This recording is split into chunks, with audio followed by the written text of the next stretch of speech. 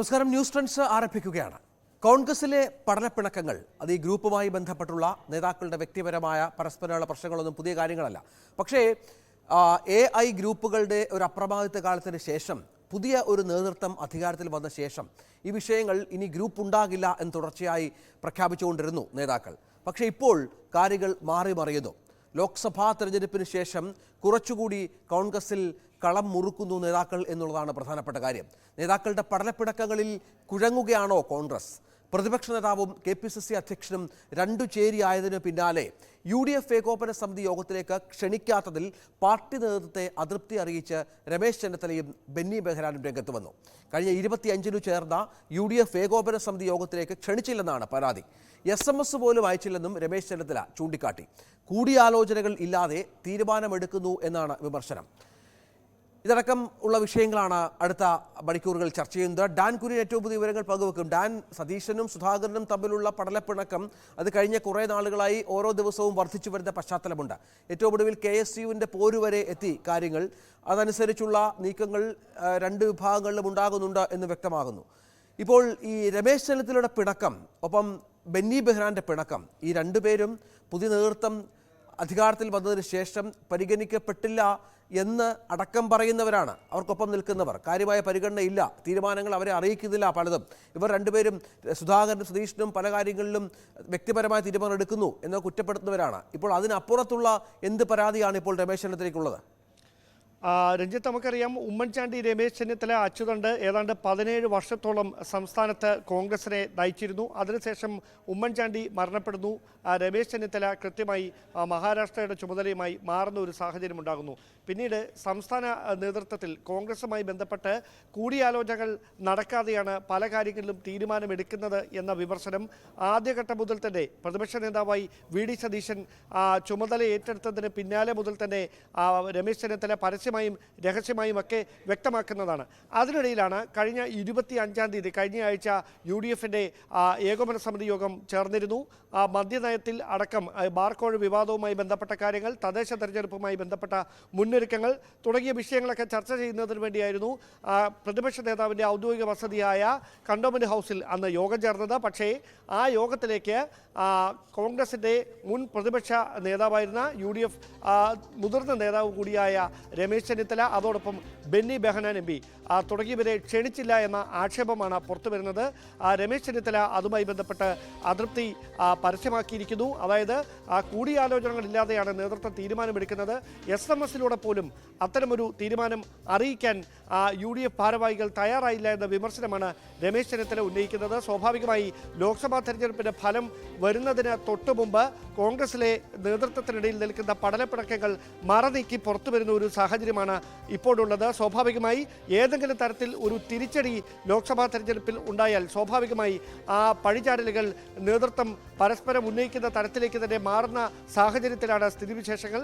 അതല്ല, ലോക്സഭാ തെരഞ്ഞെടുപ്പിൽ ഒരു നേട്ടമാണ് ഉണ്ടാകുന്നതെങ്കിൽ അത് സ്വാഭാവികമായ ഭരണവിരുദ്ധ വികാരമാണ് അത്തരമൊരു നേട്ടം UDFിനെ സമ്മാനിച്ചത് എന്ന പൊതുവിലയിരുത്തലിലേക്ക് നേതാക്കൾ കടക്കുമെന്ന് വേണം ഇപ്പോൾ ഉണ്ടാകുന്ന. പാർട്ടിയിൽ തന്നെ ഡാൻ അർഹമായ പരിഗണന ഉണ്ടാകുന്നില്ല.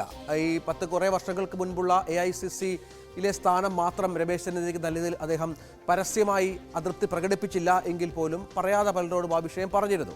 തൽക്കാലം താൻ ഇത്തരം കാര്യങ്ങളൊന്നുമില്ല. അവിടെ ദേശീയ തലത്തിൽ പോലും അത്തരം പരിഗണനകൾ രമേശ് ചെന്നിത്തലയുമായി ബന്ധപ്പെട്ടുണ്ടാകുന്നില്ല എന്ന പരാതിയുണ്ട്. അതിനിടയിലാണ് ഇവിടെ രമേശ് ചെന്നിത്തലയെ പോലെ കഴിഞ്ഞ തെരഞ്ഞെടുപ്പിൽ പാർട്ടിയെ നയിച്ച ഒരു നേതാവുമായി ബന്ധപ്പെട്ട് ഇത്തരം സമീപനം സ്വീകരിക്കുന്നത് എന്നത് പ്രസക്തമാണ്. മുതിർന്ന നേതാക്കൾക്കെതിരെ ഈ പുതിയ നേതൃത്വം അവഗണന കാട്ടുന്നു എന്നതിന് മറ്റൊരു ഉദാഹരണമായി ഒരുപക്ഷെ അവർക്ക് ചൂണ്ടിക്കാണിക്കുകയും ചെയ്തേക്കാം. ഇത്തരം അസംതൃപ്തികൾ ഏത് തരത്തിലാണ് ഈ നേതാക്കൾ കൈകാര്യം ചെയ്യുന്നത്? മറ്റുള്ള പരാതികളിലേക്ക്, ദേശീയ നേതൃത്വത്തിലേക്കുള്ള പരാതികൾ അടക്കമുള്ള കാര്യങ്ങളിലേക്ക് എത്താനുള്ള സാഹചര്യമുണ്ടോ? രഞ്ജിത്ത്, സ്വാഭാവികമായി ഒന്നാം പിണറായി വിജയൻ സർക്കാരിൻ്റെ കാലത്ത് സർക്കാരിനെതിരെ ഉയർന്നു വന്ന പ്രധാനപ്പെട്ട എല്ലാ സ്പ്രിംഗ്ലർ ഉൾപ്പെടെയുള്ള എല്ലാ പ്രധാനപ്പെട്ട വിവാദങ്ങളും അഴിമതി ആരോപണങ്ങളും ഉന്നയിച്ചതും അത് സംബന്ധിച്ച കൃത്യമായ ഫോളോ അപ്പ് നടത്തി അതുമായി ബന്ധപ്പെട്ട വിശദാംശങ്ങൾ ശേഖരിച്ചുകൊണ്ട് നിയമസഭാ തെരഞ്ഞെടുപ്പ് വരെ കോൺഗ്രസിനെ നയിച്ചത് അന്ന് പ്രതിപക്ഷ നേതാവായിരുന്ന രമേശ് ചെന്നിത്തലയായിരുന്നു. പക്ഷേ തെരഞ്ഞെടുപ്പിൽ കോവിഡ് പ്രതിസന്ധി പാർട്ടിക്കുള്ളിലും അല്ലെങ്കിൽ തെരഞ്ഞെടുപ്പ് പ്രചാരണത്തിലുമൊക്കെ സൃഷ്ടിച്ച പ്രതിസന്ധി തന്നെയാണ് കോൺഗ്രസിന് വലിയൊരു തിരിച്ചടി അന്നുണ്ടാക്കിയതെന്നായിരുന്നു പൊതുവിലയിരുത്തൽ. പക്ഷേ അന്നത്തെ രാഷ്ട്രീയ സാഹചര്യം കണക്കിലെടുത്ത് സംസ്ഥാനത്തിൻ്റെ ചരിത്രത്തിൽ ആദ്യമായി ഒരു കക്ഷി വീണ്ടും അധികാരത്തിലേക്ക് 5 വർഷം കഴിഞ്ഞ് വീണ്ടും അധികാരത്തിലേക്ക് വരുന്ന ഒരു സാഹചര്യം ഉണ്ടായതോടെയാണ് പുതുമുഖങ്ങൾ പാർട്ടിയെ നയിക്കട്ടെ എന്നൊരു വിലയിരുത്തൽ ഹൈക്കമാൻഡിന്റെ ഭാഗത്തുനിന്നുണ്ടാകുന്നത്. അങ്ങനെയാണ് രമേശ് ചെന്നിത്തലയ്ക്ക് പ്രതിപക്ഷ നേതൃസ്ഥാനം മാറിക്കൊടുക്കേണ്ട സാഹചര്യം ഉണ്ടായതും. സ്വാഭാവികമായി മുൻ മുഖ്യമന്ത്രിയായിരുന്ന അന്തരിച്ച ഉമ്മൻചാണ്ടി അടക്കം രമേശ് ചെന്നിത്തല തന്നെ തുടരണമെന്ന നിലപാടിലായിരുന്നു അന്ന്. പക്ഷേ യുവ നേതാക്കൾ അടക്കമുള്ളവർ നേതൃമാറ്റം ആവശ്യപ്പെട്ടുകൊണ്ട് രംഗത്തെത്തുന്ന ഒരു സാഹചര്യമാണ് അന്ന് ഉരുത്തിരിഞ്ഞത്. എന്തായാലും പിന്നീട് സംസ്ഥാന രാഷ്ട്രീയത്തിലുണ്ടായ കാര്യങ്ങൾ നമ്മൾ കണ്ടതാണ്. കെ സുധാകരൻ KPCC അധ്യക്ഷ പദത്തിലേക്ക് വരുന്നു. പ്രതിപക്ഷ നേതാവായി VD സതീശൻ കടന്നു വരുന്നു. അവർ ഐക്യത്തോടെയാണ് ഒരു പകുതി വരെയെങ്കിലും പൊക്കൊണ്ടിരുന്നത്. പക്ഷേ പിന്നീട് KPCC അധ്യക്ഷനും പ്രതിപക്ഷ നേതാവും തമ്മിൽ പുതുപ്പള്ളി ഉപതെരഞ്ഞെടുപ്പ് തുടങ്ങുന്ന സമയം മുതലാണ് ഈ അഭിപ്രായ വ്യത്യാസം പരസ്യമാകുന്ന തരത്തിലേക്ക് കാര്യങ്ങൾ എത്തുന്നത്. ചാണ്ടി ഉമ്മൻ വലിയ ഭൂരിപക്ഷത്തിൽ അവിടുന്ന് വിജയിക്കുന്നു. അതുമായി ബന്ധപ്പെട്ട വാർത്താ സമ്മേളനത്തിലുണ്ടായ അസ്വാരസ്യങ്ങളാണ് യഥാർത്ഥത്തിൽ കഴിഞ്ഞ ദിവസം ഉണ്ടായിരിക്കുന്ന ഈ പ്രതിസന്ധിയിലേക്ക് വരെ, അതായത് KSUവിലെ കൂട്ടത്തല്ലുമായി ബന്ധപ്പെട്ട് ഈ KSU നേതാക്കളെ സംരക്ഷിച്ചുകൊണ്ട് ഇരുചേരികളിലായി പ്രതിപക്ഷ നേതാവും KPCC അധ്യക്ഷന് രംഗത്തെത്തുന്ന സാഹചര്യത്തിലേക്ക് വരെ എത്തിച്ചത് കഴിഞ്ഞ ഒരു വർഷത്തിനിടയിൽ പാർട്ടിക്കകത്തുണ്ടായ പ്രതിസന്ധിയാണ്. അതിനിടയിലാണ് മുൻ പ്രതിപക്ഷ നേതാവ് കൂടിയായ രമേശ് ചെന്നിത്തല ഉൾപ്പെടെയുള്ളവരെ കഴിഞ്ഞ ദിവസം നടന്ന UDF ഏകോപന സമിതി യോഗത്തിലേക്ക് ക്ഷണിച്ചില്ല എന്ന പരാതി ഉയരുന്നത്. സ്വാഭാവികമായി അവർ പാർട്ടി നേതൃത്വത്തെ ഇക്കാര്യം അറിയിക്കും എന്ന് തന്നെ വേണം മനസ്സിലാക്കാൻ. 23-ാം തീയതി രമേശ് ചെന്നിത്തല സൗദിയിലേക്ക് പോയിരുന്നു. പക്ഷേ ഒരു ദിവസത്തെ പരിപാടിയിൽ പങ്കെടുക്കുന്നതിന് വേണ്ടിയാണ് അദ്ദേഹം ഇവിടുന്ന് പോയത്. ഏതെങ്കിലും വിധേനെ അറിയിച്ചിരുന്നുവെങ്കിൽ 25-ാം തീയതി ഉറപ്പായും UDF ഏകോപന സമിതി യോഗത്തിൽ പങ്കെടുക്കുമായിരുന്നു എന്ന നിലപാടാണ് രമേശ് ചെന്നിത്തലയ്ക്കുള്ളത്. അതോടൊപ്പം ബാർക്കോഴ വിവാദം ആദ്യമായി ഉന്നയിക്കപ്പെട്ട സാഹചര്യത്തിൽ അന്ന് രമേശ് ചെന്നിത്തല ആഭ്യന്തരമന്ത്രിയായിരുന്നു. അതുമായി ബന്ധപ്പെട്ട് അദ്ദേഹം എടുത്ത നടപടികൾ അന്ന് വലിയ തരത്തിൽ ചർച്ച ചെയ്തു. പഴയ നമുക്കറിയാം, പഴയ ഐ ഗ്രൂപ്പിന്റെ നേതൃസ്ഥാനത്തായിരുന്നു രമേശ് ചെന്നിത്തല. ഉമ്മൻചാണ്ടിക്ക് ശേഷം അല്ലെങ്കിൽ ഉമ്മൻചാണ്ടിയുള്ള സമയത്തും ബെന്നി ബെഹ്റാൻ A ഗ്രൂപ്പിന്റെ അമരക്കാരനായിരുന്നു. അപ്പോൾ ഈ രണ്ട് ഗ്രൂപ്പുകളുടെയും പ്രമുഖരായ മുതിർന്ന നേതാക്കളെ അടക്കം ഈ ഏകോപന സമിതി യോഗത്തിലേക്ക് ക്ഷണിക്കുന്നില്ല. നേരത്തെ ഉണ്ടായിരുന്ന മുതിർന്ന നേതാക്കളെ ക്ഷണിക്കുന്നില്ല, SMS പോലും അയക്കുന്നില്ല എന്ന് പറയുമ്പോൾ ഈ നേതാക്കളുടെ അവഗണന വല്ലാത്ത തരത്തിൽ തുടരുന്നു. അത് വല്ലാത്ത അസംതൃപ്തിയിലേക്ക് നയിക്കുന്നു. അത് ഏത് തരത്തിലാണ് ഈ പാർട്ടി കൈകാര്യം ചെയ്യുന്നത്? എന്തുകൊണ്ടാണ് ഇതിന്റെ വിശദീകരണം ഇവർ ഈ പറഞ്ഞ സതീഷിന്റെ സുധാകരന്റെ ഭാഗത്ത് ലഭ്യമാകുന്നുണ്ടോ? സ്വാഭാവികമായി രമേശ് ചെന്നിത്തല വിദേശത്തായിരുന്നതിനാലാണ് അദ്ദേഹത്തെ ക്ഷണിക്കാതിരുന്നതെന്ന ഒരു വിശദീകരണമായിരിക്കാം ഔദ്യോഗികമായി ഇനി വരാൻ പോകുന്നത്. പക്ഷേ അത്തരത്തിൽ ഔദ്യോഗികമായ വിശദീകരണമൊന്നും ഇതുവരെ വന്നിട്ടില്ല. പക്ഷേ രമേശ് ചെന്നിത്തല ഇക്കാര്യത്തിൽ അദ്ദേഹത്തിന്റെ അതൃപ്തി പരസ്യമാക്കിയിരിക്കുന്നു. മുൻപും സമാനമായ സാഹചര്യം ഉണ്ടായിട്ടുണ്ട് എന്നാണ് രമേശ് ചെന്നിത്തലയുടെ ആക്ഷേപം. അദ്ദേഹത്തെ കൃത്യമായി പാർട്ടിയുമായി ബന്ധപ്പെട്ട് നടക്കുന്ന പ്രതിഷേധ പരിപാടികൾ അല്ലെങ്കിൽ തെരഞ്ഞെടുപ്പുമായി ബന്ധപ്പെട്ട മുന്നൊരുക്കങ്ങൾ അടക്കമുള്ള കാര്യങ്ങൾ അദ്ദേഹവുമായി കൂടിയാലോചിക്കുന്നില്ല എന്നൊരു അമർഷം നേരത്തെ തന്നെ രമേശ് ചെന്നിത്തലയ്ക്കുണ്ടായിരുന്നു. അദ്ദേഹം അത് ഹൈക്കമാൻഡ് നേതൃത്വത്തെ കൃത്യമായി തന്നെ അറിയിക്കുകയും ചെയ്തതാണ്. പിന്നീടാണ് അമർഷത്തിലായിരുന്ന രമേശ് ചെന്നിത്തലയെ മഹാരാഷ്ട്രയുടെ അടക്കം ചുമതല നൽകിക്കൊണ്ട് ദേശീയ നേതൃത്വത്തിലേക്ക് കൊണ്ടുവരുന്നതിന് വേണ്ടിയിട്ടുള്ള നീക്കം ഹൈക്കമാൻഡിന്റെ ഭാഗത്തുനിന്നുണ്ടാകുന്നത്. സ്വാഭാവികമായി അദ്ദേഹം അത്തരം തിരക്കുകളിൽ തെരഞ്ഞെടുപ്പ് പ്രചാരണവുമായി ബന്ധപ്പെട്ട് മഹാരാഷ്ട്ര ഉൾപ്പെടെയുള്ള സ്ഥലങ്ങളിലേക്ക് പോവുകയും ചെയ്തിരുന്നു. പക്ഷേ സംസ്ഥാന രാഷ്ട്രീയത്തിൽ ഇപ്പോഴുണ്ടായിരിക്കുന്ന കടുത്ത പ്രതിസന്ധിയാണ് രമേശ് ചെന്നിത്തല വീണ്ടും നേതൃത്വത്തിലേക്ക് കടന്നു വരണം എന്ന തരത്തിലുള്ള അഭിപ്രായങ്ങൾ ഒരു വിഭാഗം നേതാക്കളുടെ ഭാഗത്തുനിന്ന് ഉയരുന്ന തരത്തിലേക്ക് കാര്യങ്ങൾ എത്തിച്ചിരിക്കുന്നതും. രഞ്ജിത്ത്, അതാണ് പ്രധാനപ്പെട്ട കാര്യം. ഏതായാലും കോൺഗ്രസിലെ മുതിർന്ന നേതാക്കൾക്കിടയിൽ അസംതൃപ്തി പുകയുകയാണ്. ഇതിനിടയിലാണ് KSU ഇന്നലെ സതീശൻ പറഞ്ഞത് പിള്ളേർ തമ്മിലുള്ള പ്രശ്നമാണ്, അത് ഞങ്ങൾ പരിഹരിക്കും, അത് മാധ്യമപ്രവർത്തകരടക്കം ഇടപെടേണ്ട കാര്യമില്ല എന്ന് പറഞ്ഞ തർക്കം. പക്ഷേ അതിൻ്റെ പരിധി പോലും ലംഘിച്ചുകൊണ്ട് പരിധിക്കപ്പുറത്തേക്ക് വളരുന്ന പശ്ചാത്തലം ഒരുങ്ങുകയാണ്. തെക്കൻ മേഖലാ ക്യാമ്പിലെ കൂട്ടത്തലിൻ്റെ ഉത്തരവാദിത്തം KSU പ്രസിഡന്റ് അലോഷ്യസ് സേവ്യറിനാണെന്ന് കാട്ടി AICCക്ക് കത്ത് നൽകാൻ ഒരുങ്ങുകയാണ് K സുധാകരൻ. അതായത് പിള്ളാരുകളി അത് AICCയിലേക്ക് എത്തുന്നു, അത് അവർ തമ്മിൽ പരിഹരിക്കുമെന്ന വിഷയം KPCC അധ്യക്ഷൻ പോലും ഇടപെടുന്ന പശ്ചാത്തലത്തിലേക്ക് കാര്യങ്ങൾ എത്തുകയാണ്.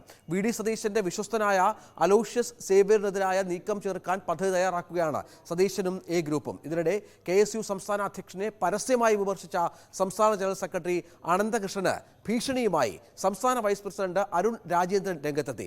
അനന്തകൃഷ്ണനെ ഫോണിൽ അസഭ്യം പറഞ്ഞാണ് അരുൺ രാജേന്ദ്രൻ ഭീഷണിപ്പെടുത്തിയത്.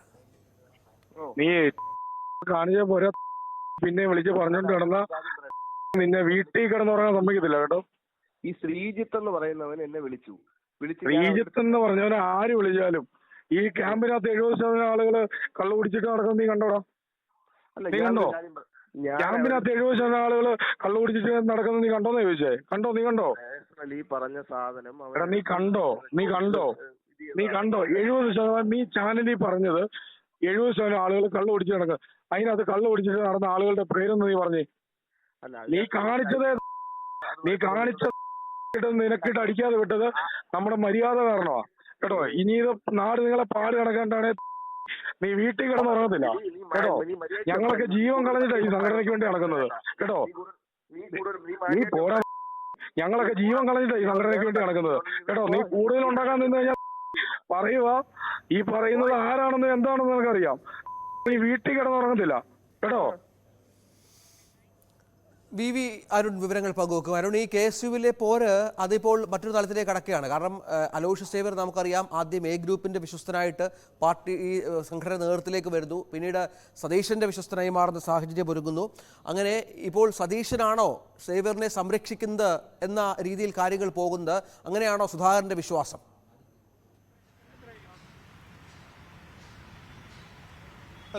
പ്രതിപക്ഷ VD സതീശൻ പറഞ്ഞ കുട്ടിക്കളിയുടെ ഒരു ചെറിയ തെളിവാണ്, ഉദാഹരണം മാത്രമാണ് നമ്മൾ കണ്ടത്. ഇത് മാത്രമല്ല, ഈ കുട്ടിക്കളി എന്ന് പറയുമ്പോൾ സ്വാഭാവികമായും അത് KSU കുട്ടികൾ പറയുന്ന, എപ്പോഴും പറയുമ്പോൾ കുട്ടികളല്ലേ അവർ ചെയ്യുന്ന കാര്യങ്ങളെ നേരത്തെയും പ്രതിപക്ഷ നേതാവും K സുധാകരനും ഒക്കെ ന്യായീകരിച്ചിരുന്നു KSUവിലെ പല പ്രശ്നങ്ങൾക്കും. പക്ഷേ ഇപ്പോൾ ഈ KSUവിലെ തമ്മിൽ തല്ല്, ക്യാമ്പിൽ നടന്ന അടി കോൺഗ്രസിലെ ഏറ്റവും വലിയൊരു പ്രശ്നമായി മാറുകയാണ്. അതിന് കാരണം പോലും ഒരുപക്ഷെ കോൺഗ്രസ് രാഷ്ട്രീയത്തിലെ രണ്ട് പ്രധാനപ്പെട്ട നേതാക്കൾ തമ്മിലുള്ള തർക്കമാണ്. KPCC അധ്യക്ഷൻ K സുധാകരനും അതുപോലെ പ്രതിപക്ഷ നേതാവ് VD സതീശനും തമ്മിലുള്ള തർക്കമാണ് KSU ക്യാമ്പിലെ അടിയിലേക്ക് വരെ എത്തിച്ചതെന്ന അഭിപ്രായമുള്ളവർ കോൺഗ്രസിൽ ഏറെയാണ്. ഇരു നേതാക്കൾക്കും വേണ്ടി നിൽക്കുന്ന, ഇരു ഭാഗങ്ങൾക്കും വേണ്ടി നിൽക്കുന്ന പ്രവർത്തകരാണ് തമ്മിൽ ഏറ്റുമുട്ടിയത്. അതാണ് ഈ KPCC സുധാകരനെ ക്യാമ്പിലേക്ക് വേണ്ട വണ്ണം ക്ഷണിച്ചില്ല തുടങ്ങിയ ആരോപണങ്ങളാണ് ഈ തർക്കത്തിലേക്ക് മാറിയത്. അതാണ് KSUവിൻ്റെ അടിയിലേക്ക് മാറിയത്. ഏറ്റവും വിചിത്രമെന്ന് പറയട്ടെ, നമുക്കറിയാം നേരത്തെ ഉമ്മൻചാണ്ടി കരുണാകരൻ ഗ്രൂപ്പ് പോരിൻ്റെ കാലത്ത്, അതിനുശേഷം ഉമ്മൻചാണ്ടിയും ചെന്നിത്തലയും രണ്ട് തട്ടുകളിലായി, രണ്ട് തലങ്ങളിലായി നിന്ന് കോൺഗ്രസിനെ നയിക്കുമ്പോഴും അവർ തമ്മിൽ ചില കാര്യങ്ങളിലെങ്കിലും ഒക്കെ ഐക്യമുണ്ട്. പക്ഷേ ഇപ്പോൾ കോൺഗ്രസിൻ്റെ സംസ്ഥാന അധ്യക്ഷനും മുന്നണിയുടെ ചെയർമാനായ VD സതീശനും തമ്മിൽ, പ്രതിപക്ഷ നേതാവും തമ്മിൽ കണ്ടാൽ പോലും മിണ്ടാത്തത്ര അകലമുണ്ട് എന്നാണ് കോൺഗ്രസിലെ ഡാൻ ചൂണ്ടിക്കാണിച്ച പ്രധാനപ്പെട്ട ഒരു കാര്യം. ഈ പറഞ്ഞതുപോലെ നേതൃത്വത്തിനെതിരെ ആളുകൾ കൂടുതലായി രംഗത്ത് വരാതിരിക്കണമെങ്കിൽ ലോക്സഭാ തെരഞ്ഞെടുപ്പിൽ 20-ൽ 20-ഉം 20-20-യും അടിക്കണം. അങ്ങനെ ഒരു ആത്മവിശ്വാസം കോൺഗ്രസ്സുകാർ പങ്കുവെക്കുന്നുണ്ട്. അതിനപ്പുറത്ത് അതിൽ താഴേക്ക് ഒരു റിസൾട്ട് വന്നാൽ, ഇപ്പോൾ ചില മണ്ഡലങ്ങളിലെങ്കിലും ലോക്സഭയിൽ തെരഞ്ഞെടുപ്പിൽ ശക്തമായ മത്സരം നടത്തിയ മണ്ഡലങ്ങളിലെങ്കിലും LDF ശക്തി കേന്ദ്രങ്ങളിൽ അവർ ജയിച്ചു പോകുന്നൊരു സാഹചര്യമൊക്കെ വന്നാൽ ഈ കളികളൊക്കെ മാറും. ഇപ്പോൾ നിശബ്ദരായിരിക്കുന്ന അസംതൃപ്തർ പരസ്യമായി രംഗത്ത് വരും. അവിടെയാണ് സുധാകരനും ഈ പറഞ്ഞതുപോലെ സതീഷിനും അടക്കം മറുപടി പറയേണ്ടി വരിക, തങ്ങളുടെ ആധിപത്യം ഉറപ്പിക്കാനായുള്ള മറ്റ് ശ്രമങ്ങൾ നടത്തേണ്ടി വരിക. അതുതന്നെയാണ് ഞാൻ പറഞ്ഞു വന്നത്. 25-ന് UDF ഏകോപന സമിതി യോഗം ചേരുമെന്ന് നേരത്തെ അറിയിപ്പുണ്ടായിരുന്നു. പക്ഷേ 24-ന് വൈകിട്ടും പല നേതാക്കളെയും ഇതിന്റെ വിഷയത്തിലേക്ക് അറിയിക്കാതെ പക്ഷേ അതിന്റെ ഭാഗമായി കൂടിയാകണം. പല നേതാക്കളെയും 25-ന് UDF യോഗം ചേരുന്നു എന്ന കാര്യത്തിൽ പല നേതാക്കൾക്കും അറിവില്ലായിരുന്നു. പലരും ഇരുട്ടിൽ തന്നെയായിരുന്നു. കാരണം ഈ KPCC അധ്യക്ഷനും പ്രതിപക്ഷ നേതാവ് VD സതീശനും തമ്മിൽ ഇതുമായി ബന്ധപ്പെട്ട് ഒരു ആശയവിനിമയം നടത്തിയിരുന്നില്ല. അന്ന് 24-ന് KPCC അധ്യക്ഷൻ തിരുവനന്തപുരത്തുണ്ടായിരുന്നു. അദ്ദേഹം അന്ന് വൈകിട്ട് കണ്ണൂരിലേക്ക് പോകുന്നു. അങ്ങനെ ഒടുവിൽ PK കുഞ്ഞാലിക്കുട്ടി ഇടപെട്ടാണ് ഈ യോഗമുണ്ട് എന്ന തീരുമാനത്തിലേക്ക് ഔദ്യോഗികമായി രണ്ടുപേരും പരസ്പരം ഇടനില സംസാരിച്ച PK കുഞ്ഞാലിക്കുട്ടിയുടെ മാത്രമല്ല താൻ പങ്കെടുക്കില്ല, താൻ കണ്ണൂരിലേക്ക് പോവുകയാണ് എന്ന് KPCC അധ്യക്ഷൻ പറയുകയും ചെയ്തു. കുഞ്ഞാലിക്കുട്ടിയുടെ നിർബന്ധപ്രകാരമാണ് അദ്ദേഹം UDF യോഗത്തിൽ തുടക്കത്തിൽ കുറച്ച് സമയം പങ്കെടുത്ത ശേഷം മടങ്ങി. അദ്ദേഹം കുഞ്ഞാലിക്കുട്ടി പറഞ്ഞിട്ടുണ്ടെങ്കിൽ ഒരുപക്ഷെ ആ യോഗത്തിൽ പോലും പങ്കെടുക്കില്ല. കാരണം ഈ രണ്ട് നേതാക്കൾ തമ്മിൽ അക്ഷരാർത്ഥത്തിൽ മിണ്ടാകത്ത ഒരവസ്ഥയാണ്, കണ്ടാൽ പോലും മിണ്ടാത്തൊരവസ്ഥയാണ് കോൺഗ്രസിൻ്റെ രണ്ട് പ്രധാനപ്പെട്ട നേതാക്കൾ തമ്മിൽ. ഈ 4-ാം തീയതി വരെ മാത്രമേ K സുധാകരന് സമയമുള്ളൂ എന്ന നിലപാടാണ് VD സതീശനെ അനുകൂലിക്കുന്നവർക്കുള്ളത്. നേരത്തെ KPCC താൽക്കാലിക അധ്യക്ഷനായ MM ഹസൻ വരുമ്പോൾ അത് തുടരട്ടെ, തെരഞ്ഞെടുപ്പിന് ശേഷം തീരുമാനിക്കാം നിലപാടായിരുന്നു VD സതീശൻ ഉൾപ്പെടെ വളരെ വലിയൊരു വിഭാഗം നേതാക്കൾക്ക് സംസ്ഥാന രാഷ്ട്രീയത്തിൽ. പക്ഷേ K സുധാകരൻ്റെ വലിയൊരു സമ്മർദ്ദ നീക്കം ഫലം കണ്ട് ഇതിന്റെ ഭാഗമായാണ് അദ്ദേഹം വീണ്ടും ആ കസേരയിലേക്ക്, നമ്മൾ കണ്ടതാണ് ഒരു ആഘോഷപൂർവ്വം KPCC അധ്യക്ഷ സ്ഥാനം ആദ്യമായി ഏറ്റെടുക്കുമ്പോൾ അദ്ദേഹം വന്ന് KPCC ആസ്ഥാനത്ത് വന്നിരുന്നതും അന്ന് നടത്തിയ വിമർശനങ്ങളും താൽക്കാലിക അധ്യക്ഷൻ MM ഹസന്റെ തീരുമാനങ്ങളൊക്കെ ഓരോന്നായിട്ട് സംഘടനാപരമായ തീരുമാനങ്ങൾ പോലും വളരെ പെട്ടെന്ന് മാറ്റി പുതിയ തീരുമാനങ്ങളിലേക്ക് കടക്കുന്നതൊക്കെ നമ്മൾ കണ്ടതാണ്. 4-ാം തീയതി വരെ മാത്രമേ തെരഞ്ഞെടുപ്പ് ഫലം എന്തായാലും K സുധാകരൻ അധ്യക്ഷ സ്ഥാനത്തുണ്ടാകൂ എന്ന് കരുതുന്നവർ കോൺഗ്രസിൽ ഏറെയാണ്. തുടർന്നുള്ള യോഗങ്ങളിൽ കടുത്ത നീക്കങ്ങൾ, കടുത്ത ആവശ്യങ്ങൾ സതീശനും അതുപോലെ കെ സി വേണുഗോപാലിനെ അനുകൂലിക്കുന്നവർ ഉന്നയിക്കും. സുധാകരനെ ഇനി അധ്യക്ഷസ്ഥാനത്തെ കൊണ്ടുപോകാൻ കഴിയില്ല എന്ന കടുത്ത നിലപാട് തന്നെയാണ് സതീശനെ അനുകൂലിക്കുന്നവരും വലിയൊരു വിഭാഗം കോൺഗ്രസ് നേതാക്കൾക്കുമുള്ളത്. വരും ദിവസങ്ങൾ കോൺഗ്രസിൽ കലഹമയമാകുമെന്ന് ഉറപ്പാണ്. കലാപം തുടങ്ങാനിരിക്കുന്നതേ ഉള്ളൂ. അത് തെരഞ്ഞെടുപ്പ് ഫലം എന്തായാലും അങ്ങനെ തന്നെ ആകും. കെ സുധാകരൻ വിട്ടുകൊടുക്കില്ല. സുധാകരൻ മാറേണ്ടി വന്നാൽ സതീശനും മാറണം എന്ന ഒരു സ്റ്റാൻഡിലേക്ക് അദ്ദേഹം മാറുന്നു. അദ്ദേഹത്തോട് അടുത്ത ആളുകൾ അതാണ് സൂചിപ്പിക്കുന്നത്. അങ്ങനെ KPC അധ്യക്ഷനെ മാത്രം ബലി കൊടുത്തുകൊണ്ട് കോൺഗ്രസിന് മുന്നോട്ട് പോകാൻ കഴിയില്ല. അധ്യക്ഷൻ മാറുകയാണെങ്കിൽ പ്രതിപക്ഷ നേതാവ് മാറണമെന്ന ആവശ്യത്തിലേക്ക് സുധാകരൻ നീങ്ങും. അങ്ങനെ വളരെ വലിയ ഒരു കലാപ സമാന അന്തരീക്ഷമാണ് കോൺഗ്രസിൽ നിലനിൽക്കുന്നത്. അവിടെയാണ് ഡാൻ സൂചിപ്പിച്ച പോലെ രമേശ് ചെന്നിത്തല എന്ന പേര് വീണ്ടും പതിയെ പതിയെ ഉയർന്നു വരുന്നത്. ചെന്നിത്തലയുടെ അതിർത്തി നേരത്തെ ഉള്ളതാണ്. പക്ഷേ അദ്ദേഹം പാർട്ടിയുടെ എല്ലാ തീരുമാനം അംഗീകരിക്കുന്ന പ്രവർത്തകനിൽ പാർട്ടി നേതൃത്വം പറഞ്ഞ അനുസരിച്ച് മുന്നോട്ട് പോകുന്നുവെന്ന് പറഞ്ഞ് നിൽക്കുന്നയാളാണ്. പക്ഷേ ഈ തെരഞ്ഞെടുപ്പ് ഫലം ഒരുപക്ഷെ അല്പമെങ്കിലും 1 നിന്ന് 2 സീറ്റായിട്ട് ഇടതുമുണ്ടിക്ക് നേട്ടമെന്ന് പറയാം. പക്ഷേ അതിനപ്പുറത്തേക്ക് അത് 5 or 6 ഒക്കെ പോയി കഴിഞ്ഞാൽ ഇടതുമുണ്ട സീറ്റുകൾ അതിലേക്ക് വളർന്നു കഴിഞ്ഞാൽ കോൺഗ്രസിൽ വലിയ പൊട്ടിത്തെറി ഉണ്ടാകുമെന്ന് ഉറപ്പാണ്. അത് തുടരുക. അരുൺ, അഡ്വക്കേറ്റ് ജയശങ്കർ ടെലിഫോൺ ലൈനുണ്ട്. ജയശങ്കർ, നമ്മൾ ഈ മാധ്യമപ്രവർത്തകർ ഈ KSUവിലെ പോരിനെ കുറിച്ച് സതീഷിനോട് ചോദിച്ചപ്പോൾ അത് കുട്ടികളുടെ കാര്യമാണ്, കുട്ടികൾ തമ്മിൽ തീർത്തോളം എന്ന് പറഞ്ഞ വിഷയം ഇപ്പോൾ AICC നേതൃത്വത്തിന്റെ പരിഗണനയ്ക്ക് പോലും എത്തിക്കത്തക്ക വിധത്തിൽ സുധാകരൻ നീക്കുകയാണ്. കാരണം പരാതി കൊടുത്തിരിക്കുകയാണ് അലോഷ് സേവറിനെ മാറ്റണമെന്ന് പറഞ്ഞ്. ഇതിപ്പോൾ സതീശൻ സുധാകരൻ പോരിന്റെ ഒരു പുതിയ മുഖമായി ഇത് മാറുന്നുണ്ടോ ജയശങ്കർ? ഇത് കോൺഗ്രസ് പാർട്ടിയെ സംബന്ധിച്ചുള്ള ഇപ്പൊ സതീശൻ സുധാകരൻ എന്നുള്ളതല്ല ഇതിൽ യഥാർത്ഥ വിഷയം. ജൂൺ 4-ാം തീയതി തെരഞ്ഞെടുപ്പിന്റെ റിസൾട്ട് വരുന്നുള്ളതാണ്. റിസൾട്ട് വരുമ്പോൾ കോൺഗ്രസ് UDF വലിയ വിജയം പ്രതീക്ഷിക്കുന്നുണ്ട്. അത് UDFകാരുടെ മേന്മ കൊണ്ടോ അല്ലെങ്കിൽ മത്സരിച്ച സ്ഥാനാർത്ഥികൾ അത്രയും മികവുറ്റവരായതുകൊണ്ടോ അല്ല. സംസ്ഥാനത്ത് ഇടതുപക്ഷ സർക്കാരിനെതിരായിട്ട് വലിയ പ്രതിപത്തിയുണ്ട്.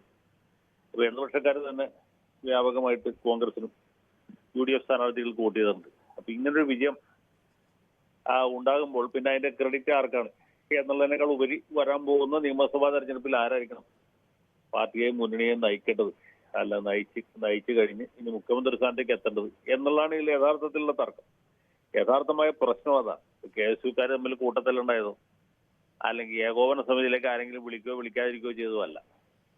അതൊക്കെ സെക്കൻഡറിയാണ്, അതിനൊന്നും വലിയ പ്രാധാന്യമില്ല. അതൊക്കെ ഇവിടെ ഒരു വിഷയം എന്ന രീതിയിൽ വിഷയം ഉണ്ടാക്കാൻ വേണ്ടി വിഷയമായിട്ട് ഉയർത്തിക്കൊണ്ടുവരുന്നതാണ്. യഥാർത്ഥ പ്രശ്നം എന്ന് പറയുന്നത് 4-ാം തീയതി കഴിയുമ്പോൾ വിജയത്തിന്റെ ഉടമസ്ഥത ആർക്കായിരിക്കും, അതിന്റെ ക്രെഡിറ്റ് ആർക്കായിരിക്കും, ഇനി ഏതെങ്കിലും സീറ്റിൽ പരാജയപ്പെടുകയാണെങ്കിൽ അതിന്റെ ഉത്തരവാദി ആരായിരിക്കും, ആ രീതിയിലുള്ള കുറ്റപ്പെടുത്തലിലേക്കും ചേരിതിരിവിലേക്കും നയിക്കുക. പിന്നെ ഇപ്പൊ സമീപകാലത്ത് അല്പം ഒന്ന് ശാന്തമായിരിക്കുന്ന ഗ്രൂപ്പ് വൈരത്തെ കൂടുതൽ ആളിക്കത്തിക്കുക, അത് പാർട്ടി ഇല്ലെങ്കിൽ ഗ്രൂപ്പ് ഉണ്ടാകണം എന്ന രീതിയിലേക്ക് കൊണ്ടുപോകും. ചില നേതാക്കന്മാരുടെ സ്വാർത്ഥ താല്പര്യത്തിന് വേണ്ടി ഇതിന് ഉപയോഗിക്കുക. ഇതാണ് സത്യത്തിൽ നടന്നുകൊണ്ടിരിക്കുന്നത്. ഈ ഏകോപന സമിതി യോഗത്തിൽ രമേശ് ചെന്നിത്തലയെ പോലെ ബെന്നി ബെഹ്റാനെ പോലെ മുതിർന്ന നേതാക്കളെ ക്ഷണിച്ചില്ല, ഒരു SMS പോലും അയച്ചില്ല എന്ന പരാതിയും നേതാക്കൾക്കുണ്ട്. അതെ, അത് ഏകോപന സമിതി യോഗത്തിൽ ആരെയൊക്കെ വിളിക്കണം എന്നുള്ളതിനെ കുറിച്ച് പാർട്ടിക്കകത്തൊരു ധാരണ ഉണ്ടാവും, അല്ലെങ്കിൽ വ്യക്തമായ വ്യവസ്ഥ ഉണ്ടാകണം.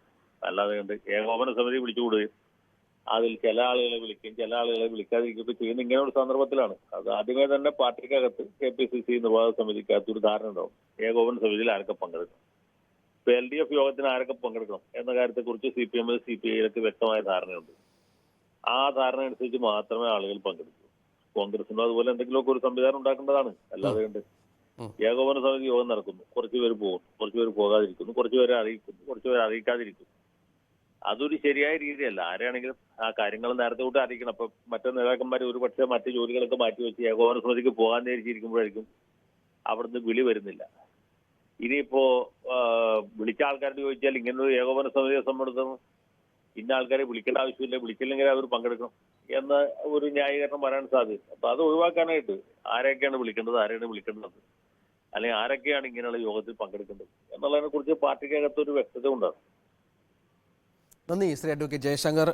ഡാൻ, നേരത്തെ അരുൺ പറഞ്ഞു വെച്ചൊരു പ്രധാനപ്പെട്ട കാര്യമുണ്ട്. കാരണം ഇനിയുള്ള സതീശൻ പക്ഷത്തിൻ്റെ നീക്കം സുധാകരനെ KPCC അധ്യക്ഷ സ്ഥാനത്ത് നിന്ന് മാറ്റുക. നമുക്കറിയാം ഹസനെ താൽക്കാലിക അധ്യക്ഷനാക്കിയ ശേഷം ഹസൻ മാറാൻ ഉണ്ടായ വൈമനസ്യം സുധാകരൻ തന്നെ വന്ന് ഈ ചുമതല ഏറ്റെടുക്കുന്ന പശ്ചാത്തലമൊക്കെ നമ്മൾ കണ്ടതാണ്. തെരഞ്ഞെടുപ്പിന് ശേഷമെങ്കിലും ഇത്തരം ചില ആവശ്യങ്ങളുമായി പ്രധാനപ്പെട്ട നേതാക്കൾ റിസൾട്ടിന് ശേഷമെങ്കിലും മുന്നോട്ട് വരുമോ? അത് ഹൈക്കമാൻഡ് ഏത് തരത്തിൽ കൈകാര്യം ചെയ്യുമെന്നുള്ളതാണ്. കാരണം സതീശന് KC വേണുഗോപാലിൻ്റെ ഹൈക്കമാൻഡിൽ ഏറ്റവും അധികം സ്വാധീനമുള്ള KC വേണുഗോപാലിൻ്റെ പിന്തുണയുണ്ട് എന്നുള്ളത് നമുക്കറിയാവുന്ന കാര്യമാണ്. അങ്ങനെ ഒരു നീക്കം വന്നാൽ സുധാകരൻ ക്യാമ്പ് എന്ത് ചെയ്യുമെന്നതും പ്രസക്തമാണ്. രഞ്ജിത്ത്, കെ സുധാകരന് വേണ്ടി ഹൈക്കമാൻഡിന് മുമ്പിൽ അവകാശവാദവുമായി എത്തിയത് AK ആന്റണിയാണ്. അതായത് കോൺഗ്രസ് പ്രവർത്തക സമിതി അംഗമായ AK ആന്റണിയാണ് എന്ന വിവരങ്ങളായിരുന്നു അദ്ദേഹം തിരികെ KPCC അധ്യക്ഷ സ്ഥാനത്തേക്ക് വന്നപ്പോൾ മുതൽ പുറത്തു വന്നുകൊണ്ടിരുന്നത്. സ്വാഭാവികമായി AK ആന്റണി ഉൾപ്പെടെയുള്ള മുതിർന്ന നേതാക്കൾ കെ സുധാകരന് ഒപ്പമാണ്. അപ്പോൾ VD സതീശന് വേണ്ടി KC വേണുഗോപാൽ രംഗത്തെത്തുന്ന ഒരു സാഹചര്യമുണ്ടായാൽ സ്വാഭാവികമായി അത് കോൺഗ്രസിനുള്ളിൽ വലിയൊരു തർക്കത്തിലേക്ക് കാര്യങ്ങൾ എത്തിക്കുന്ന സാഹചര്യമുണ്ടാകും. എന്തായാലും ഒരു കാര്യം ഉറപ്പാണ്, വലിയൊരു വിജയപ്രതീക്ഷയിലാണ് ലോക്സഭാ തെരഞ്ഞെടുപ്പിൽ 20-ൽ 20 സീറ്റും നേടുമെന്ന പ്രതീക്ഷയിലാണ് UDF ക്യാമ്പുള്ളത്. കോൺഗ്രസും അതേ ആത്മവിശ്വാസത്തിലാണ്. സ്വകാര്യ ഏജൻസിയെ കൊണ്ട് തെരഞ്ഞെടുപ്പിന് ശേഷം നടത്തിയ സർവേയിൽ കോൺഗ്രസ് വലിയ നേട്ടമുണ്ടാക്കുമെന്നാണ് മനസ്സിലാക്കാൻ കഴിഞ്ഞത് എന്നാണ് കഴിഞ്ഞ ദിവസം UDF കൺവീനർ MM ഹസൻ വാർത്താസമ്മേളനത്തിൽ അറിയിച്ചത്. സ്വാഭാവികമായി ഇത് മുന്നിൽ കണ്ടുകൊണ്ട് തന്നെയാണ് വിജയത്തിൻ്റെ അവകാശവാദം ഉന്നയിക്കുന്നതിന് വേണ്ടി പോർവിളികളുമായി നേതാക്കൾ രംഗത്തെത്തുന്നത് എന്ന് വേണം മനസ്സിലാക്കാൻ. പക്ഷേ അത് നിയമസഭാ തെരഞ്ഞെടുപ്പിലേക്ക് എത്തുമ്പോൾ ഇപ്പോൾ തന്നെ തമ്മിലടി ഉണ്ടാകുന്ന ഒരു സാഹചര്യം ഉണ്ടായാൽ അത് പാർട്ടിക്ക് വലിയ തരത്തിലുള്ള ഒരു തിരിച്ചടി ഉണ്ടാക്കും എന്ന വിലയിരുത്തലും ഒരു വിഭാഗം നേതാക്കൾക്കുണ്ട്. പക്ഷേ അവർ ഇപ്പോഴും മൗനം തുടരുകയാണ്. എന്തായാലും തെരഞ്ഞെടുപ്പ് ഫലം വന്നതിന് ശേഷം അതുമായി ബന്ധപ്പെട്ട വിശദമായ ചർച്ചകളിലേക്ക് കടക്കാമെന്ന വിലയിരുത്തലിലാണ് ഒട്ടുമിക്ക നേതാക്കളും കോൺഗ്രസിനുള്ളിൽ ഉള്ളത്. ശരി, ഡാൻ കുര്യനും VV അരുണുമാണ് ഏറ്റവും പുതിയ വിവരങ്ങൾ പങ്കുവച്ചത്. ഏതായാലും കോൺഗ്രസിലെ ഗ്രൂപ്പ് പോര്, നേതാക്കൾ തമ്മിലുള്ള അസ്വാരസ്യം അത് മറ്റൊരു തലത്തിലേക്ക് കടക്കുന്നു. വരും ദിവസങ്ങളിലും ഈ പോരിന് ശമനമുണ്ടാകാനുള്ള യാതൊരു സാധ്യതയും കാണുന്നില്ല താനും. വളരെ പെട്ടെന്ന് തിരിച്ചു വരാം ഇടവേളയ്ക്ക് ശേഷം.